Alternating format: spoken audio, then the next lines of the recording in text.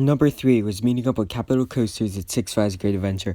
This was by far my favorite visit to Six Flags Great Adventure in 2019. I went to Great Adventure 6 times in 2019, and none of the visits were as good as this one was. I got 3 rides on Nitro, 3 rides on El Toro, 2 rides on Kingda Ka, including one at night in the front row, which was absolutely outstanding. But probably the best part of that day was meeting up with Capital Coasters. He's by far probably my best friend in the entire coaster community, and it was absolutely amazing meeting up with him. I had an absolutely great time that day. We rode every coaster. Also, another thing that happened that day is Batman the Ride became my second favorite B&M at the park. It was originally number 3 behind Bizarro, but it moved up to number 2 because Batman gave a really good ride that one day, and yeah.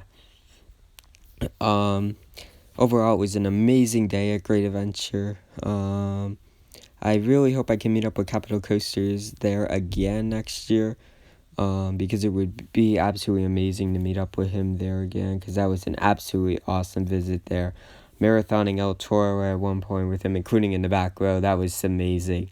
And I just had absolutely a blast there that day, because it was just absolutely incredible. Yeah, so that is basically why it's coming in as my third favorite coaster day of 2019, because this is just by far probably the best visit I've ever had at Great Adventure in my life, because it was just, I've never really went to a park with another enthusiast before, so this is the first time this has ever happened, so I just thought it was absolutely awesome meeting up with a coaster enthusiast, and I really hope I could meet up with another coaster enthusiast at Great Adventure again one day. Number 2 is 3 parks in one day. My East Side Coaster road trip. The first day of my East Side Coaster road trip, I went to 3 parks that day. Six Flags in New England at night, Lake Compounce during the afternoon, and Quasi early in the morning. This was absolutely awesome, definitely. I still think Wooden Warrior is by far the most underrated wooden coaster I've ever been in, other than the Great White and Morris Pierce. This thing actually has some really good ejector airtime at some moments during the ride. And this is probably one of my favorite wooden coasters at the moment. It doesn't make my top 30, but it's definitely still a really fun ride. And I really enjoyed this coaster for what it is. It's definitely a good fit for that, a Quasi. The second park I visited that day was Lake Compounce. Boulder Dash is by far one of my favorite wooden coasters I've ever ridden. The ejector airtime in the back row is insane, and it's a great ride. Phobia Fear Coaster is one of the most intense coasters I've ridden. It has one of my favorite launches, and the hang time at the top of that barrel roll is awesome. The drop is really good too, and it gives some good ejector airtime in the back row. However, they do have 2 very sucky roller coasters. Zoomerang is by far one of the worst Vekoma boomerangs I've ever ridden, only behind Flashback at Six Flags in New England. And Wildcat is just a dreadful wooden coaster, which I really hope they RMC in the future, because it would be pretty good then. And the last park I visited that day was Six Flags in New England.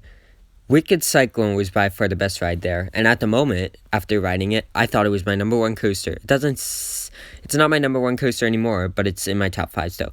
Superman the ride is awesome, has some good ejector airtime moments. The restraints aren't that bad, but it still gives ejector airtime no matter the restraints. Even though they come down on you hard, you still get crazy ejector airtime. Batman the Dark Knight is a fun forest coaster, not my favorite forest coaster. In fact, it's my least favorite forest coaster I've ridden at the moment, but it's still a really fun ride. I haven't done a review on it yet, but I'll be doing a review on it in the future, so stay tuned for that. And by far, the most underrated coaster at that park is Goliath. Oh my gosh, this ride is crazy intense. It's not the smoothest ride, but it's definitely a fun coaster. I know people don't like this ride that much, and it is rough, but I definitely still really enjoy this coaster. It's a fun ride, and yes, I'm about to say a controversial opinion, but I prefer it over Great Bear. And the number 1 best coaster day I had in 2019 was my first ride on Intimidator 305. When I went to King's Dominion in 2018, Intimidator 305 was closed. I remember being devastated when it was closed, and my dad promised me we would go back in 2019, and I was worried it was going to be closed, but I had my hopes up saying it would be open, and it was open. Oh my gosh, that's a crazy coaster. Twisted Timbers was also running amazing that day. It moved up into my top 5 that day because my ride in 2018 wasn't too great. I felt like it just gave floater. This time it gave crazy pops of ejector. I also got a rain ride on it, which was really good. Twisted Timbers is amazing. Dominator is an awesome four-wheels coaster. I still prefer Bizarro over it, but I still really like this coaster. It's very smooth. The inversions are great. That loop gives some pretty good hang time, and it by far is one of my favorite Cobra Rolls on any coaster. It's very intense, the Cobra Roll, and that turn rate there is actually pretty forceful. Although I think that some parts of the ride are rough, I still really enjoy this four-wheels coaster, and at the moment is my second favorite four-wheels coaster I've ridden, only behind Bizarro at Six Flags Great Adventure.